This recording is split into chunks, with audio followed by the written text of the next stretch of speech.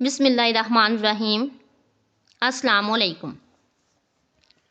آج سے کوئی 3000 سال پہلے کی بات ہے کہ جس جگہ آج بیت المقدس ہے،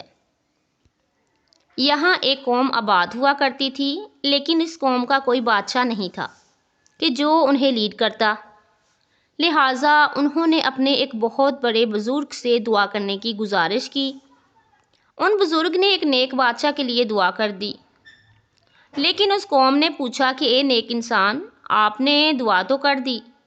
لیکن ہمیں پتہ کیسے چلے گا کہ آپ کی دعا قبول ہو گئی؟ تو بزرگ نے بتایا کہ میری دعا قبول ہونے کی نشانی یہ ہے کہ تمہارے پاس تمہارا صدیوں سے گم شدہ ہوا تابوت واپس آ جائے گا۔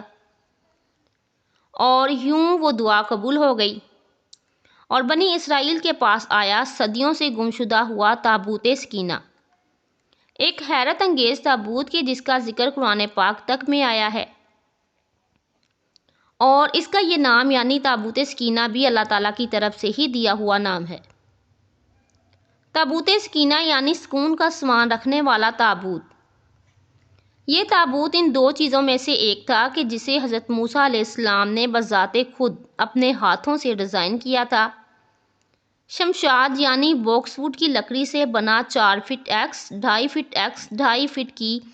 ڈائمنشن سے بنا ایک صندوق ہے جس کے باہر سونے کی کوٹنگ کی گئی تھی، اور یہ تابوت کسی زمانے میں بیت المقدس کی بھی مقدس ترین جگہ پر رکھا ہوتا تھا،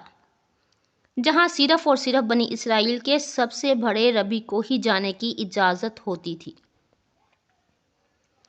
اسی چٹان کے اوپر کہ جہاں سے کئی صدیوں بعد نبی کریم صلی اللہ علیہ وآلہ وسلم معراج کی رات آسمانوں پر گئے۔ جتنا بھی عرصہ تابوت سکینہ بنی اسرائیل کے پاس رہا، وہ لوگ اپنی فوج کے آگے سے اٹھا کر چلتے،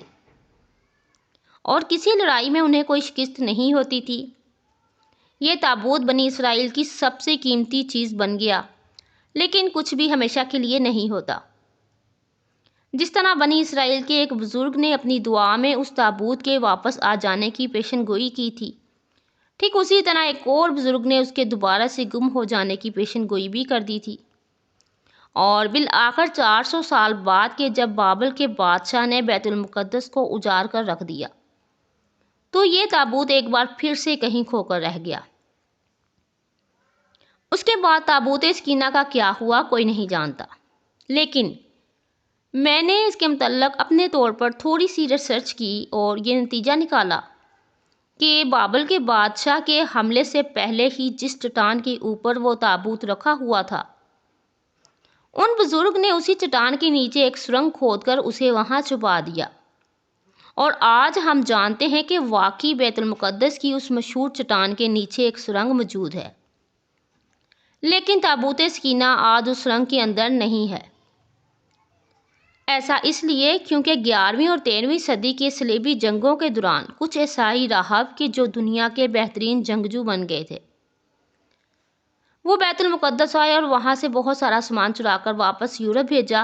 اور ایک جگہ وہ اپنی کتاب میں خود بتاتے ہیں "A great biblical treasure" بھی ملا ہے، اور مشہور یہ ہے کہ وہ گریٹ biblical treasure دراصل تابوت سکینہ ہی تھا۔ آج یورپ اور بالخصوص فرانس میں ایسی داستانیں مشہور ہیں کہ تابوت سکینہ وہاں لایا گیا تھا۔ کیتھلین کوپنز تابوت سکینہ کے لیے متعلق سٹڈیز کی ایک ایکسپرٹ کہتی ہے کہ یا تو اسے فرانس کے شارٹ گرجا گھر کے نیچے چھپایا گیا تھا، یا پھر سینٹ لا شاتو کے ایک قدیم گرجا گھر کے اندر، اور یہ تو خیر ہم بھی جانتے ہیں کہ ہٹلر کی نازی آرمی ان پہاڑوں میں گہرائی تک کھدائی کرتی رہی تھی، صرف اور صرف اس تابوت کی تلاش میں۔ لیکن تابوت سکینہ جیسا ہی ایک تابوت اور بھی تھا کہ جس کے متعلق بہت کم لوگ جانتے ہیں،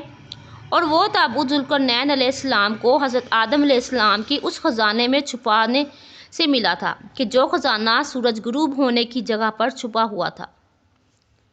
بالکل وہی جگہ کہ جہاں ذوالقرنین نے قرآن کریم کے مطابق سورج کو ایک کالے کیچڑ میں غروب ہوتے پایا۔ لیکن اس تابوت کے اندر صرف ایک چیز موجود تھی،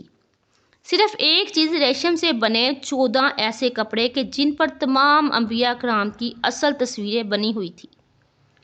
سبحان اللہ۔ محترم ناظرین، ویڈیو